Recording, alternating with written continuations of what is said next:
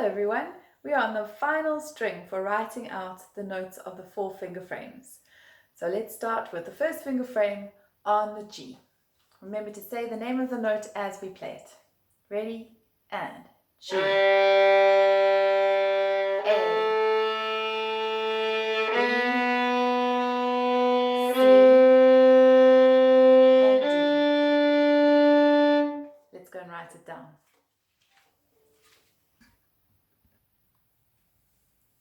G is the lowest note, so we draw 2 ledger lines and it's just below that ledger line. That's G, that's an open string. First finger is A. Second finger is B. You do not need a ledger line below it. You always only draw as many ledger lines as you absolutely have to have. This is a C, third finger, and D, fourth finger. So in the key signature, there's no C sharp. We might have an F sharp. This doesn't affect any of these notes, but we most certainly will not have a C sharp. So we could have a blank key signature, or we might have a little F sharp at the top here. I'll put it in brackets, but we most certainly will not have a C sharp. Let's move on to the second finger frame.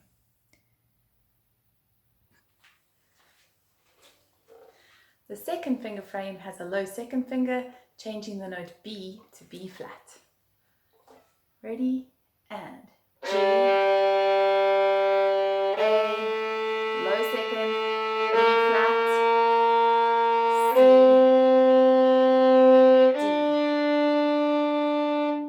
Let's go and write it.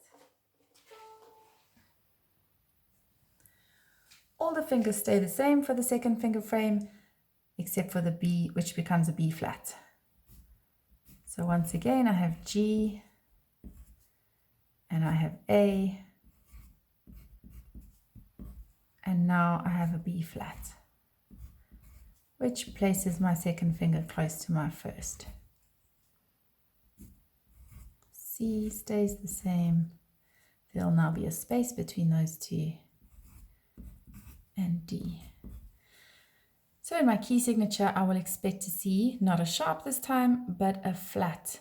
So B flat is placed on the middle line here. There may or may not be an E flat.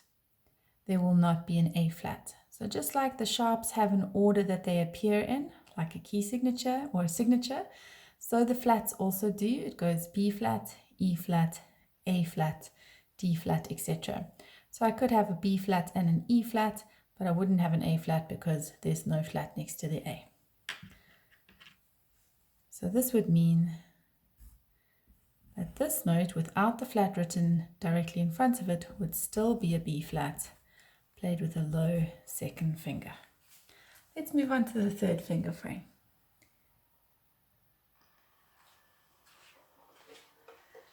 The third finger frame has a high third finger, changing the note C to a C sharp. Ready? G, A, B, C sharp, D. Let's go and write it. The notes of the third finger frame are very similar to the first finger frame, with the third finger being raised to become a C sharp. So once again, I have a G, and A, B, and here comes the C sharp,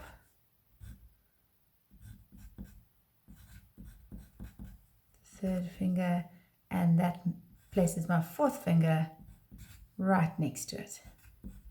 So in the key signature, I would expect to see an F sharp because F sharp always comes first, followed by a C sharp. I would not have the G sharp because I have a G. And that would mean that this note over here would be a C sharp, played with a high third finger on the G. let's move on to the fourth finger frame.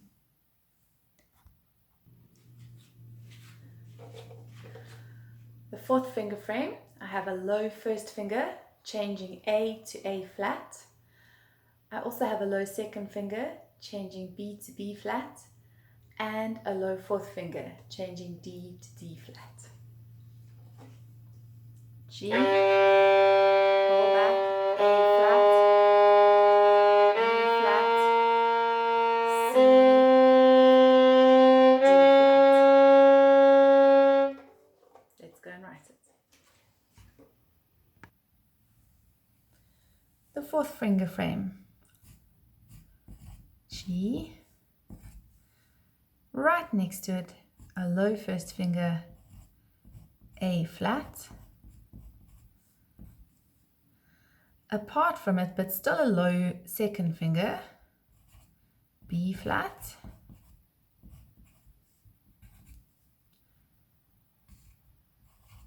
C.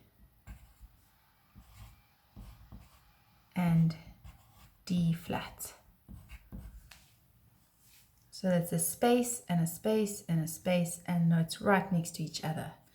So in the key signature, I would expect to see a B flat. The next flat that has to follow is E flat, which doesn't affect these notes, A flat, and a D flat. So 4 flats. And that would mean that this note would be an A flat, played with a low first finger. This note would be a B flat, played with a low second finger. And this note would be a D flat, played with a low fourth finger. Remember that even though the B flat is written on this middle line, it applies to all the B's in the piece, making them all B flats. Likewise with the A flat and the D flat. And those are the 4 finger frames on the G. Well done.